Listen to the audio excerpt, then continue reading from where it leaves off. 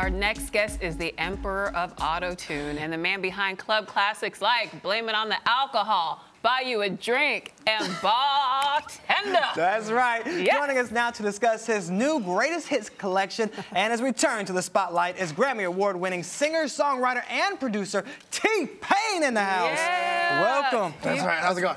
Is that the champion pose? Yeah. I do what I can. You're lifting all your hits, Yeah, right? that's it. You know, gotta carry the industry on my back. You know, it's pretty hard work. T-Pain, we've missed you. Where have you been? I've been working. I've been going to, you know, just different genres and kind of, you know, some underground stuff and just doing a lot of work that you know, I'm broadening my horizons. I'm putting my eggs in different baskets, you know, stuff like that. And you cut your hair. I did cut my hair. Different. Maybe you were looking in the wrong place. You left somebody with probably dreadlocks. what it was. That's probably what it was. No, but I, you know, just different opportunities came along and, you know, kind of required me to be a different person, and I wanted myself to be a different man, and, you know, it was just time for a change, and this was one of the big changes I needed to make happen. What's it feel like to be back in the spotlight? It's more work than I want it to be. You know, while I was doing my other work, I was, you know, mostly a behind-the-scenes kind of guy, just being behind the camera instead of in front, and, you know, just producing and writing for other people and making their vision come out. But now that I'm doing my own thing again, it's way too much work. Well, you're doing your whole thing really well. We got to talk about your viral video. I mean, you are the man responsible for, like, jump-starting the auto-tunes phenomenon. But last week, you shocked everyone. You went on NPR and you did some songs in your original voice, no enhancements, and it went viral. 5 million views in over 5 days. Yeah. That is amazing. What made you want to reveal your true voice? I didn't. They make you do it. So then why did you do it? They didn't really make me do it. It was just an opportunity. It seemed like a fun thing to do, the NPR thing. I knew I could do it. It just wasn't an interest of mine because, you know, I've always been the person like, people always telling me I don't have talent, and people saying this and that, and you know, it's just basically been my fault for not showing them. But at this point, I really don't even care about anybody's opinion anymore. It just wasn't a big deal for me to do it, but it did help out tremendously. It lessened my work a lot. Well, when you have that beautiful a voice, because your voice is astounding, why auto-tune it? Just to be different. I mean, there's a lot of great singers out there. There's people much better than me, and there's, you know, people a lot worse. And, you know, but just coming out as a singer, there's a million of those already. So, you know, just to put a different twang or put some swag on it, I guess you would say. You know, it's just to be different. You know, I could sing like anybody else, but why be other people? Can you prove it real quick and sing like the alphabet or something? Something easy, something no one owns. Just whatever comes off the top of your head. The alphabet is the A, B, C, D, E, F, G, H, I, J, K, L, M, N, O, P. There you go. All right. That boy can sing. Wow. That's great. That is amazing. Well, you just made that sound amazing. Oh, thank you. Let's talk about your new greatest hits album. The new greatest hits album. Okay, so when you have as many hits as you have, how do you narrow it down to one album? How is that even possible? You don't. You just let somebody else do it. I pretty much, I had to let the label just do it. I didn't want anything to do with it because I know, you know, at the level that I am at right now, as many hits as I have, I wasn't going to be able to fit it on one CD, but the label is not going to want to do a DVD full of hits, and they're not going to do a double CD. So I'm like, you know what, you guys do it. If I would have picked the wrong songs, my fans would have gotten mad. So I'm like, you know what, just do it yourself. But what was it like for you to relinquish that level of control? It wasn't much, because I know I have many more hits. What's your favorite T-Pain song? I don't think I have a favorite. My favorite song that I've been involved with is Kiss Kiss with Chris Brown. Yeah. Okay. So yeah. Why that one? I think it was just more fun to make. You know, just the story of making it was more interesting than the rest. What happened? What was interesting about it? What went on in the studio? That was my first time working with Chris. And, you know, just being in the studio, and we're both in our early 20s, and, you know, just having fun. I think that was the most fun I had because, you know, prior to that, I was only working with people much older than me, and, you know, it was just real serious people, and everybody too cool to have fun in the studio. You know, it was just too much. Well, you have some pretty awesome collaborations on this new album. You work with everyone from Lil Wayne, Jamie Foxx, again, Chris Brown, Akon, and more.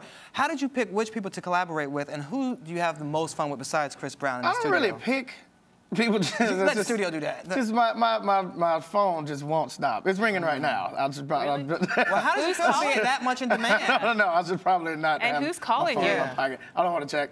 Is it ringing right now? It's in my pocket right now. Wow. It's ringing I'll right check. now. Look, right, just You don't check. want to check. Still You all don't the wanna check. numbers. It may be something with a terrible picture. What does on it feel like for you to be that much in demand? I won't even touch that. Did you hear No, him? I'm not going there. Family show. We're gonna move on. No, it feels good. It feels good to be wanted, and it feels good to know that your fellow artists and your fellow industry mates they know. They know your talent and they know what you can enhance with their career. And it's good to be involved with somebody that wants to benefit and have you benefit. It's always a win-win situation when I'm involved. I never try to work with people because I think they'll benefit, because I think I'll benefit from them. It's always got to be a win-win situation. This will be a good idea for me, and this will help him out with this. It's always got to be like that for me. Let's talk about your new project, Stoic Bill. Stoic It's Bill, all yes. about being emotionalist. How is that possible? Yeah, Especially when your music inspires people to feel so much. Why would you want them to go to Stoic Bill?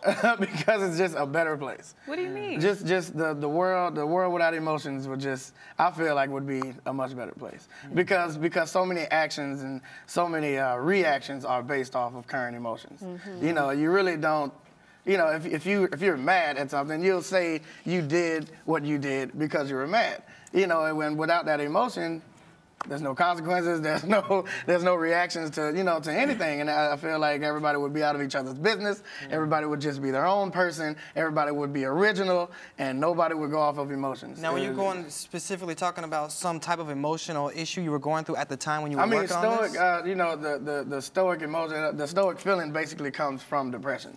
You basically just give up, and that's when you become stoic, and it's really belittling of the word to say that depression brings it on, but at the same time, that's exactly when you just say emotions are for the birds.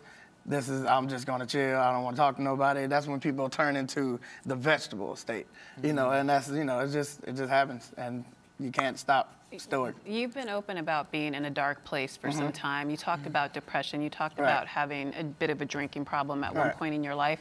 How dark did it get, and how did you come out of that? It got pretty dark. It got dark, within my personal life, or, as far as people say it got dark, I don't really remember a lot of the nights. But it got pretty dark. I got out of it by becoming stoic and just not caring what people were saying about me. And it was the bad thing about what people were saying about me is that it was becoming true. And it was some people around me that were really just holding me back from showing my talent like I did the other day and really letting people know that I'm better than what they think. But I was being pigeonholed basically to not let people think that I was any more talented than they thought I was because it was making more money. And the people around me that were keeping me held back, they just wanted the money to be made and not so much as me to be a happy person. And a true creative being. Right. Well, how do you feel about the people criticizing you for using auto-tunes but not criticizing other artists for doing the exact same thing? I mean, any creator of anything or any innovator of anything is going to get the most hate because they've gotten the most attention from it. That's true. So anybody like Apple, Apple gets hated on for doing things that people say, well, we've done it for years. We've been doing that for years. Apple's not creating anything new. And Apple's basic motto is you don't have to do it first, you just have to do it right. And you have to do it correctly, but at the same time, when people feel like they're getting bashed and they're getting treated wrong because Apple is saying that they did something first. They're not saying they did it first. They did it the right way first. They did it. And T-Pain, you weren't only getting bashed, you were getting bashed by other musicians and in songs like Death of Auto-Tune. How did it feel to be the guy who's getting beat up at the piñata? That part felt great. Why did it feel great? I mean, Jay-Z talking about me? Yeah. That's good. That's great. Yeah. Anytime somebody look up Jay-Z, they see T-Pain. So it was great. And a lot of people look up Jay-Z. So that's fine. True. But no, I mean, it was good. It actually made me a lot more famous. Jay, we both sat down. We didn't sit down and talk, but we saw each other after that. And I mean, it squashed like immediately. It was like not even a problem anymore. And basically it was great. I didn't have a problem with it really. maybe you can help other people, you know, distinguish some of the feuds in their lives because you have your own advice column now with Vice.com. How did you land that gig, and what do people ask you? People ask me a lot of love questions for some reason. I mean, I landed the gig because I'm just so open about a lot of stuff, and I'm not one of them artists that take myself so serious that I feel like I can only put certain pieces of my business out there. If you're gonna be an artist and you wanna be famous or you wanna do anything in entertainment, then go ahead and put yourself out there. That way, nobody try to dig up dirt on you. Just go ahead and put it out. So, but no, people, you know, they ask me a lot of love questions. I guess I make a lot of love songs. What's the craziest question you've been asked? Somebody asked me, how do I get my girlfriend to stop cheating on me? Oh, and what did you say? Don't have a girlfriend. I mean, especially not that one. Like, that would be the smart thing to do. Right. Get rid of that one. Okay. Like, that's, you know. Just blunt honest. Just blunt honesty. I like it. You know, I try not to sugarcoat things and you know, make things comfortable for people. And real quick, what's next for you? Whatever God has in store for me, I let him do what he do. I like that. Good answer. My dad always told me, if you want to make God laugh, just tell him your plans. All right. I like that. Well, in the meantime, we'll pick up your greatest hits album, and next year we can get your other album as well. Yes. Thank you so much. Thank you guys. And thank you for bringing the emotion. No stoicism today. I like that. No stoicism here. I got it. Stoic free zone. Amen. All right. And you're watching Arise Entertainment 360.